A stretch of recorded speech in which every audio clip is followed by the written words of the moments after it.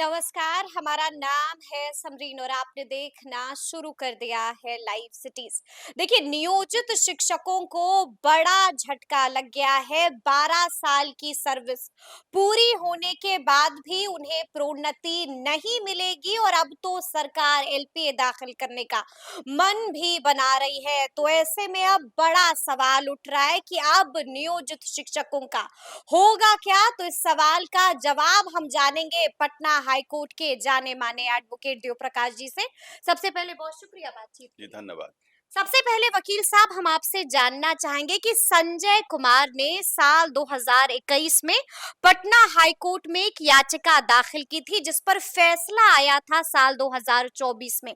लेकिन सबसे पहले तो हम आपसे जानना चाहेंगे कि संजय कुमार ने अपनी उस याचिका में क्या कुछ कहा था।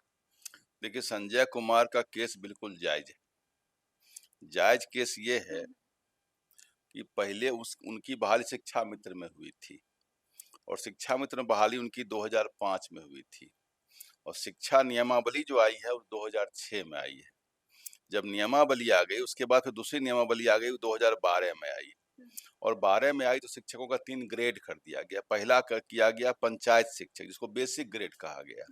उनका काम था क्लास 1 से क्लास 5 वाले को पढ़ाना। फिर किया गया प्रखंड शिक्षक दूसरे ग्रेड में, वो क्लास 6 से क्लास 8 तक पढ़ाएंगे।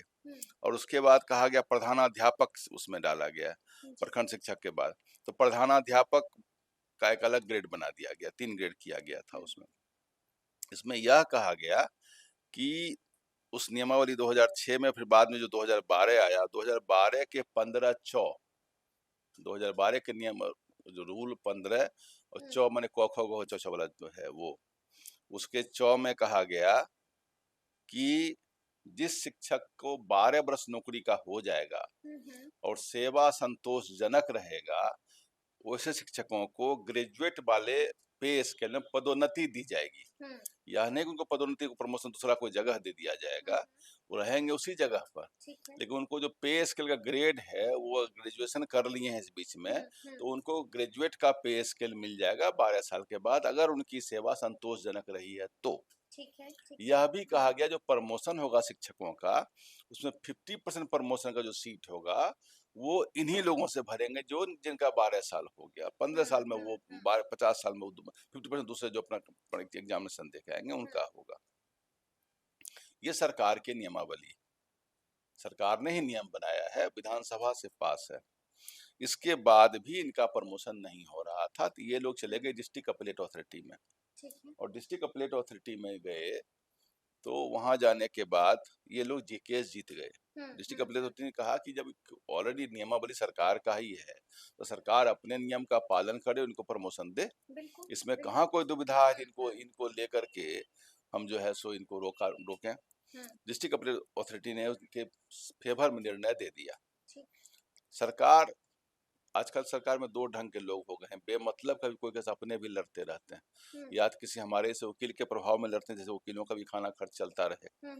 जब खुद नियमावली हम ही बनाए हैं, हमारे नियम पर कोई केस करेगा, हमारा नियम से पालन नहीं हो रहा है, अब सरकार के नियम को पालन करा के सरकारें पर केस। तो उसमें क्या हुआ कि डिस्ट्रिक्ट अपीलेट अथॉरिटी के विरुद्ध में सरकार चली गई अपीलेट में, जो एजुकेशन ट्रिब्यूनल है वहां चली गई। एजुकेशन ट्रिब्यूनल में कुछ दिन केस चला, उसके बाद सरकार ने खुद वहां एक सबमिशन दिया कि हम इस बात को करने जा रहे हैं, हम जितना फेज वाइज हम सबका लिस्ट बना रहे हैं और सबको प्रमोशन हम देने जा रहे हैं, यानी कि प्रोन्नति हम देने हम जा देने रहे जा हैं। रहे हैं। इस केस को विड्रॉ इनफ्रुक्चुअस हो गया, ऑलरेडी हम मान चुके हैं इस बात को। तो जब मान ही चुके हैं तो फिर खत्म हो गया केस। यानी कि गलती जो है वो सरकार ने मान ली थी। हाँ, सरकार ने कहा कि इसको हम ऑलरेडी करने जा रहे हैं, इसलिए इस केस को यहाँ खत्म किया जाए। और इनकी बात को मानते हुए ट्राइब्यूनल ने 19 मार्च 2021 को केस खत्म कर दिया। इसके बाद भी सरकार केवल वहां बोल केस खत्म करवा दी, फिर चुपचाप बैठ गई। उसी पर संजय कुमार ने केस किया कि भाई आपने खुद कहा है, ट्राइब्यूनल में जाके आपने स्टेटमेंट दिया है, अब आप एक नई बात कह रहे हैं। इस बीच में एक तीसरी बात हो गई थी कि 19 मार्च को उन्होंने एक लेटर निकाल दिया जनरल एडमिनिस्ट्रेशन डिपार्टमेंट ने। 19 मार्च ने 11 अप्रैल 2019 को एक लेटर निकल गया और उसमें कहा गया कि अभी डिपार्टमेंटल कोई प्रोसीडिंग को रोक दिया जाए। किस कारण से, क्या समान प्रशासन विभाग से एक लेटर निकल गया हम्म, जिसमें कहा गया डिपार्टमेंटल किसी भी प्रमोशन को रोक दिया हम्म, जाएगा। तो उसको सब प्रमोशन, उसमें उन्होंने कहा कि भाई सब प्रमोशन ही रोक दिया गया बिहार सरकार में, हम्म, किसी के भी डिपार्टमेंटल प्रमोशन नहीं होगी, और सामान्य प्रशासन विभाग का लेटर निकला हुआ है 11 अप्रैल 2019 की डेट से, हम्म, इसलिए प्रमोशन को रोक दिया गया। ठीक है। इस लेटर को पुनः 13 अक्टूबर 2023 को विथड्रॉ कर लिया गया। अच्छा। बिहार सरकार ने खुद विथड्रॉ कर लिया। ठीक है। तब तो मामला कोई रोक का नहीं हुआ, हम्म, हम्म, हम्म, बीच में रोक लगाया फिर तो उठा लिया। हम्म, अब उसको तो प्रमोशन मिलना चाहिए था, मिलना चाहिए था। तो इसके विरुद्ध में ये लोग चले गए ऑनरेबल हाई कोर्ट। हम्म, ऑनरेबल हाई कोर्ट ने 9 दिसंबर 2024 को इसको गंभीरता से सुना, हम्म, और सुनने के बाद कहा कि ठीक है, अगर वो भी लेटर हम मान लेते हैं आपका कि हम्म, बीच में समान प्रशासन ने उस पर रोक लगाई थी, तो विड्रॉ हो गया। बिल्कुल, जब वो बिल्कुल। विड्रॉ हो गया तो अब कोई एम्बार्गो तो नहीं, आपके ऊपर कोई रोक तो लगा हुआ है नहीं, हम्म, तो अब इनको प्रमोशन अब दीजिए। और जो आपके नियमावली 15 में लिखा हुआ है हम्म, 2012 में, उस 15 के हिसाब से इनको प्रमोशन अब दे दीजिए। हम्म, आपने खुद लिखा, और उसी में ऑनरेबल सुप्रीम हाई कोर्ट ने यह भी कहा है, हम्म, यह उनके मौलिक अधिकार के अनुच्छेद 14, अनुच्छेद 16, अनुच्छेद 21 का उल्लंघन है। हम्म, और इससे शिक्षकों को क्या है कि एक प्रमोशन मिलता है, काम में अधिक वो होता है, तो उससे हम्म, उनकी कार्य क्षमता बढ़ती है। हम्म, बोला सर्विस मैटर का तो ये बहुत बड़ा एक जरूरी चीज है जो होना होना ही चाहिए, और बिल्कुल, इनको देखते बिल्कुल। हुए खुद आपने कानून बनाया है। जब खुद नियमावली बनाई है तो अपने ही नियमावली को नहीं पालन करना, इस मतलब किसी व्यक्ति का हुक्म चल रहा है इसमें। हुँ, यानी कि जब पटना हाई कोर्ट ने साल 2024 में ये फैसला सुनाया। सुनाया, और साथ में यह भी कहा कि 90 हाँ, दिनों के अंदर, उन्होंने कहा कि हमको बनाने में समय लगेगा, शिक्षकों ठीक की है। संख्या बहुत ज्यादा है। हाँ, बोला इसका मतलब क्या है? कोर्ट ने कहा इसका क्या मतलब, कितना समय लगेगा, हुँ, और क्या अंतहीन समय होगा? तो बिल्कुल। ऑनरेबल हाई कोर्ट ने कहा, जस्टिस विवेक चौधरी का बेंच था, उसमें हुँ, उन्होंने कहा कि 90 दिनों के अंदर लिस्ट बना के सबको प्रमोशन अब दे दीजिए। 90 दिनों का वक़्त जी, दे दिया था जी, कोर्ट तो ने। मतलब जी। 9-12 दिसंबर 2024 का है, हुँ, हुँ, तो दिसंबर से आप मान लीजिए तो इसको हो गया फरवरी 9 को पूरा हो गया। बिल्कुल। जनवरी, फरवरी, मार्च, हाँ, मार्च 9 को पूरा हो गया। पूरा हो गया। तो मार्च 9 को पूरा हो गया, तो अब तक इसको हो जाना चाहिए था, हुँ, हुँ, अब भी नहीं हुआ है। हुँ, अब अखबार का एक न्यूज़ अब दिखा रहे हैं, सरकार एलपीएम जा रही थी, एलपीएम में कब जा रही है? क्या हुँ, क्या कंटेम्प्ट फाइल हुआ है इस केस में? हमारे चूँकि नॉलेज में यह नहीं, इसमें कोई कंटेम्प्ट फाइल हुआ, सर हुँ, कंटेम्प्ट में हुँ, नहीं सरकार जा कहेगी हम एलपीए फाइल करने जा रहे हैं। बिल्कुल, बिल्कुल। हुँ, सिंगल जज का ऑर्डर है, एलपीए में सरकार जा सकती है, हुँ, लेकिन एलपीए में जब खुद ही नियमावली में है, ट्राइब्यूनल में खुद जाके स्टेटमेंट दिए हुए, हुँ, एलपीए ऐसे केसेस में लाई नहीं करता है जहाँ आपका वो अपना सबमिशन, हुँ। ये तो आपका कंसेंट दिया हुआ है कि हम लेकिन करने जा लेकिन रहे वकील साहब, सबसे पहले तो हम आपसे ये भी समझना चाहेंगे कि एलपीए होता क्या है? हैं। एलपीए होता है इंट्रा कोर्ट अपील। अच्छा। जब सिंगल जज का ऑर्डर होता है रिट मैटर में, या और हुँ, बहुत हुँ, सारे केस में जिसमें कि कोर्ट के ऑनरेबल हाई कोर्ट के अंदर ही एक अपील होता है हुँ, उस सिंगल जज ऑर्डर के विरुद्ध में, कि ठीक है। साहब हमारी बात को ठीक सुना नहीं गया, इसको पुनः सुना जाए। हुँ, तो हुँ, एलपीए नॉर्मली एक विशेष प्रोविजन है जिसको कि जॉर्ज 5 ने आकर के दिया था, ठीक है। अपेंडिक्स 10 में ला करके कहा कि भाई इसको, चूंकि लोग उस समय तो लंदन में सुप्रीम कोर्ट हुआ करता था ना, हुँ, हुँ, तो उन्होंने कहा कि भाई कोर्ट के अंदर ही, चूंकि बहुत लोगों के लिए हाई कोर्ट ही सुप्रीम कोर्ट है, इसके बाद वो कहीं जा भी नहीं सकता।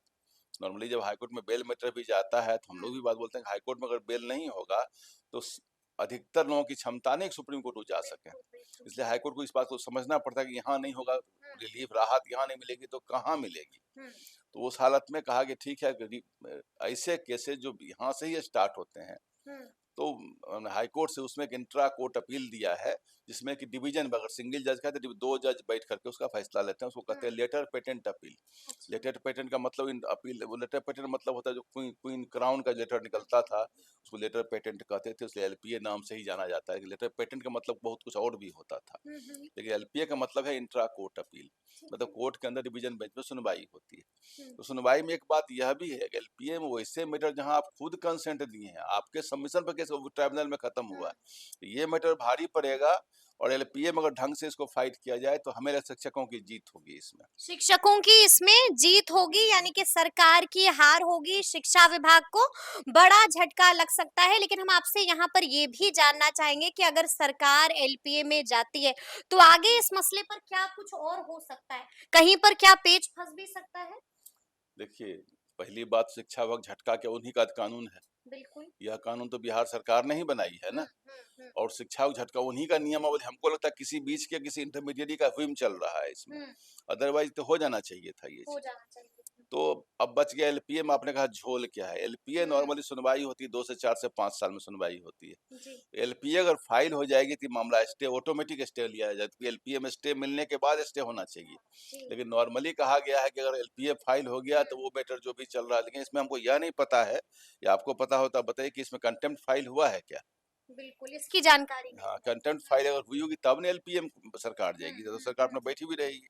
तो एलपीए फाइल कोई कंटेम्प्ट में जाएंगे तो सरकार एलपीए में जाती है, हम्म। लेकिन एलपीए में जाने में भी इसमें जीत होने की संभावना छीन है, बिल्कुल छीन है। यानी शिक कि सरकार की जीत नहीं होगी, शिक्षकों की जीत होगी इस केस में। शिक्षकों की जीत जी, जो होगी। वो वेल विदिन द राइट्स हैं, हाँ, जब हाँ। तक वो नियम पड़ा हुआ है, और नियम हाँ। बदलते हुए रेट्रोस्पेक्टिव नहीं हो सकता है। हम्म। आपने खुद नियमावली बनाई है 15-14 में कि हम 12 साल में प्रमोशन हम देंगे, हम्म। 50% प्रमोशन सीट भरेंगे, तो उसको लिस्ट बना के कर देना चाहिए। हम्म। ये सरकार के लिए भी लड़ने लायक केस नहीं है। लेकिन वकील साहब, हम आपसे यहाँ पर ये भी समझना चाहेंगे कि 90 दिनों का वक्त बीत चुका है, तो अब भी अगर आदेश कोर्ट का नहीं मान रही है सरकार, तो आगे आगे क्या हो सकता है? कंटेम्प्ट फाइल होता है ऐसे केस में, कंटेम्प्ट फाइल कंटेम्प्ट होता फाइल है, होता है। जी। यानी ये कि ये मुश्किल की बात हो सकती है सरकार कंटेम्प्ट के लिए। फाइल होगा तो नॉर्मली कंटेम्प्ट में बुला के पूछा जाता है आप क्यों नहीं सरकार हाई कोर्ट की बात माने। हम्म। और हम बता दें कि इस केस में मुख्यतः सुप्रीम कोर्ट से भी इसमें नहीं मिलने, एलपीए तो दूर की बात रही, एलपीए तो यहाँ है हम्म। ही, वहां से भी नहीं आई, क्योंकि ऑलरेडी इनके नियमावली में लिखी हुई है। हम्म। इन्होंने जाकर वहां सबमिशन दिया है ट्राइब्यूनल में कि हम हम्म। करने जा रहे हैं इस काम को। बीच में बिल्कुल। इन्होंने उस लेटर, जीए लेटर के बारे में चर्चा किया कि हम्म। उसके कारण रुके हुए थे, वो एम्बार्गो विड्रॉ हो गया है। विड्रॉ हो तो चुका जहां है। तक मेरी हाँ। समझ है, मुझको ज्ञान है, जो मुझको अनुभव है, हाँ। ये केस में शिक्षकों की जीत होगी। तो शिक्षकों के पास अब क्या रास्ता है? कंटेम्प्ट अगर फाइल किए होंगे तो फाइल करेंगे, हाँ। एलपीए फाइल किए होंगे तो उनके घर यानी कंटेम्प्ट कि में। उन्हें सबसे पहले कंटेम्प्ट फाइल करना होगा, बिल्कुल, बिल्कुल। उसके बाद ही उन्हें जीत मिल सकती है। तो आपने सुना है कि क्या कुछ बताया यहाँ पर वकील साहब ने, तफसील के साथ बता दिया है कि पूरा मामला क्या है और शिक्षकों के पास अब कौन सा रास्ता बचा हुआ है। तो अब देखना होगा कि आगे आगे क्या कुछ होता है। तो फिर ये पूरी बातचीत आपको कैसी लगी है, कमेंट करके हमें जरूर बताइएगा। तो ऐसे तमाम अपडेट्स के लिए बिल्कुल ऐसे ही हमारे साथ बने रहिएगा और देखते रहिएगा लाइव सिटीज। बहुत शुक्रिया।